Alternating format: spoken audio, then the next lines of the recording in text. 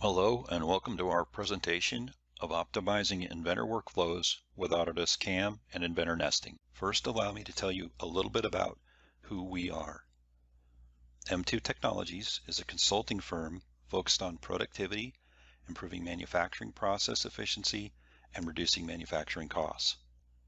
Using generative design and best-in-class manufacturing and asset management process, our team of industry experts can help you become more sustainable, more profitable, and more prepared to meet the demands of urbanization in a rapidly changing world. We bring our manufacturing experts' deep knowledge of today's manufacturing industry to bear on your operational challenges and bottlenecks to help meet your organization's goals and implement initiatives quickly and effectively. Because not everyone can be an expert at everything, we have relationships with several outstanding technology partners which have the expertise in areas that complement our core competency. Partners like Autodesk, Bluebeam, Eagle Point for learning content, Cool Orange to help automate tedious workflow tasks and foster standards adoption. We can identify, specify, and deliver services which ease the burden on your organization. So often, these necessary and important aspects of your business can distract you from doing what you're good at, and we can help in ways which allow you to refocus on the things that you're passionate about and got you into business in the first place. Now let's take a quick look at the agenda for today's demonstration, and really the reason that you're all probably here. My name is Brian Verboort. I'm going to be walking you through a demonstration of just some of the capabilities available in the Autodesk Inventor Nest application. This presentation will provide an overview of the functionality and workflows which enable you to nest, optimize material utilizations, create CAM toolpath, and simulate the manufacture of nested components. All this will take place utilizing an existing CAD model from directly within Inventor. So that's where we're going to get started on the demonstration. What you see here is an Inventor assembly design of a desk. This design consists of all of the panels, shelves, keyboard, drawer pulls, and other components that are required to manufacture the entire design. The first step is to initiate the nest creation process. This is done directly from within Inventor in the model browser using a right-click on the top-level assembly. Like all other aspects of the design environment, the creation of the nest is based upon templates. These templates can contain predefined details, things like the unit of measure, material type, and they're easily customized to allow you to kind of quickly predefine common aspects of the designs, which is obviously not only going to help you eliminate repetitive tasks, but it also will help encourage standardization. As you can see, I can choose to create a new nest using one of the templates, or I can choose to merge this nest with a currently open nest document, or even combine this with a nest that's been previously created and saved to disk. Next, the utility scans the assembly, which extracts the information about the components in the design. Information, things like the component name, quantity, materials that might be assigned to those components. During this process, a comparison of the materials in the assembly is made to those that are already defined in the template. And if materials in the design aren't found in the template, you get an opportunity to have the utility create those materials in the nest document for you on the fly. The next part of the process accomplishes a scan of the geometry for each component that it finds in the assembly. It's looking for boundary profiles. These are identified for each one of what we call the source models. These profile shapes are then extracted and added to a list of source files, which can be seen here. You can review and even modify these profiles in the nesting browser panel.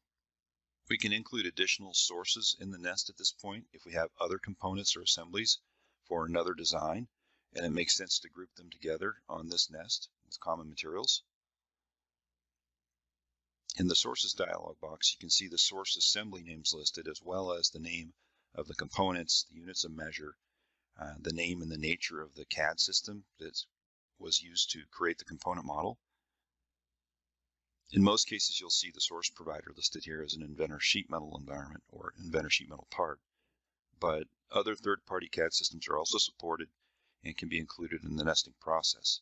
You just simply add the model to your assembly in Inventor like you would if it were a native Inventor model, and the nesting environment recognizes those third-party CAD system models.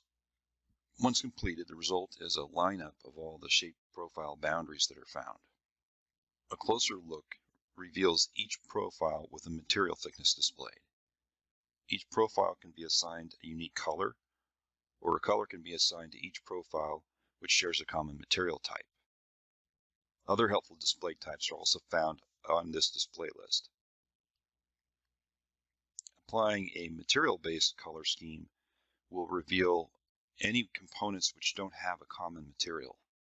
So notice that the teak used for the keyboard drawer and the bronze drawer pull aren't really displayed here. This is because the parts don't have a common material thickness, which is obviously required for nesting flat sheet materials. The component thickness varies on these parts. They're either going to be purchased items or produced using a different manufacturing method, such as milling or turning. As such, they're going to be automatically excluded from being nested. We can also manually exclude other items from this list if we want to, and that's done by either removing them from the list of sources that are shown here, or we can do it in the following nest dialog box. Next, I'm going to go ahead and create a new nest study to be used for material optimization. This study can be given a unique name, and job quantity can be adjusted if we'd like enough of the components to be created for the building of multiple desks. These values act as multipliers for the component quantity in the nest.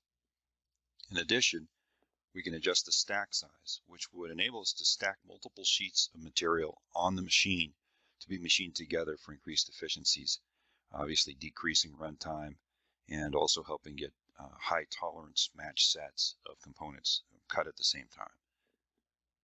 The nesting study setting also allows us to change the stock corner positioning and defining minimum and maximum runtime values, either extend or limit the length of time that the study is allowed to spend processing when it's looking for alternate position and orientation strategies to achieve the best possible yield percentage. A desired remnant optimization is also a priority we can set so that the remaining material is most usable for other jobs. Once the nesting calculation process is complete, a visualization of this nest is displayed and detailed nest study information is provided. Note the 4x8 material sheet size being used for this nest. If the desired nest efficiency isn't reached, or we'd like to consider other scenarios, modifications can be made to guide and improve this material utilization. One of these methods that we could use would be to change the raw material stock size that's utilized so all the nested components might fit on a single sheet of material. Stock material type and size is referred to as packaging in this utility. The default packaging used for these nests are defined and stored within the template. This is the same template we chose when we started the nesting process. Material package definitions can be added, deleted, or modified in the Process Material Library Manager. In this case, we can see the material packages that were created when the nest was first created. Our packaging includes the detailed information for material type, the thickness, category, density, as well as the material display color that's used in the nest. You can see any default or predefined materials, as well as the packages that we allowed to be created for the components found in the assembly. One of these is the architectural bronze assigned to the desk drawer pull. The other is teak assigned to the pull-out keyboard tray. Any unused packaging can be deleted here if the components aren't intended to be nested. And we can also see the packaging that was created for and assigned to the yoke components in the Inventor design. We can modify the properties for the material, packaging, and the nesting here to help direct the utility to find a more desired material utilization. The material and thickness properties are both populated by the model material and thickness used in the source design. I'm going to adjust the package size for the sheet of stock, and then we can also modify material cost. On the nesting tab, you can set a total rotational deviation as well as a defined angular increment for the utility to use as limiting factors when it's seeking more efficient part orientation during the nest calculations. Allowing these settings is a great idea for nesting materials which aren't sensitive to a grain direction or don't have a specific finish side. However, in our case, we're using oak stock, which obviously has a grain and a preferred finish side. So these settings and the double-sided control, which allows mirroring, are best left disabled in our case. This is also where we can set a desired spacing between the nested parts by providing an item separation distance. Once we've committed these changes and return to the nest, an update's accomplished, which you can see results in a better utilization of the material. We can also accomplish other types of edits to the nest for things like part quantity if spares or additional parts are required for stock. These changes are also reflected in an updated nest. Now that the nest looks good, let's make this geometry available in a way that it can be used to help us generate the CAM toolpath and allow us to simulate the machining process. This will allow us to check for issues and get an idea of how long the machine is going to be running cutting these parts. Selecting a nest enables the data output options. We could export this nest to an AutoCAD DXF file, then utilize it with pretty much any CAM system or directly at the controller depending on your machine. And that's certainly helpful, but it also creates a bit of a broken process which would require us to manually update the toolpath and re-export this DXF file every time a change was made to the nest or a change was made to the source product design itself.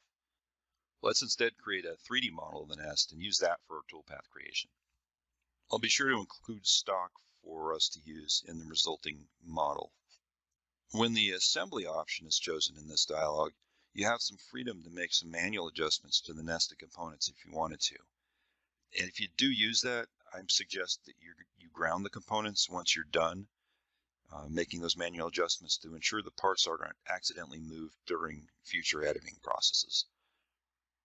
For our purposes, there's no manual post-processing that we want to do on this, so we'll go ahead and opt to use the part option. Now that that's accomplished, I'll go ahead, select the CAM tab, and go to work doing some basic toolpath setup. I'll select the type of toolpath. In our case, it'll be a 2D profile, cutting profile. And then we're going to choose the type of cutting machine to use and adjust the kerf and any quality options if we desire. Next, I'll select the geometry tab and choose the contours to cut. Using the same plane faces option automatically is going to select all the contours that lie in the same plane as the one I choose. And that's going to keep me from having to do the tedious work of selecting each of these contours independently.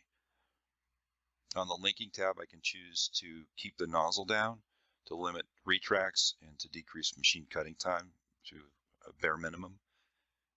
I can also define piercing clearance and specific entry positions if you want.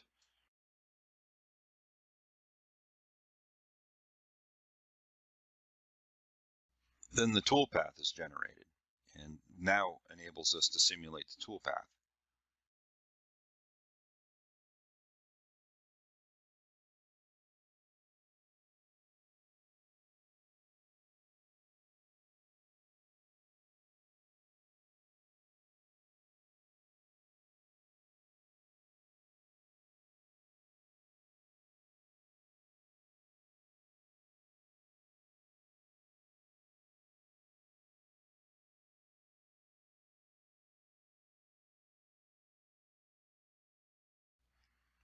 Based upon the simulation results, I can get a duration to use for planning the job and estimating maybe machine runtime.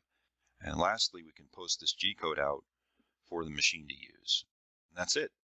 So from an assembly of parts through the nesting process and into CAM for toolpath, simulation, and then into G-code. I hope that you found this demonstration informative and helpful.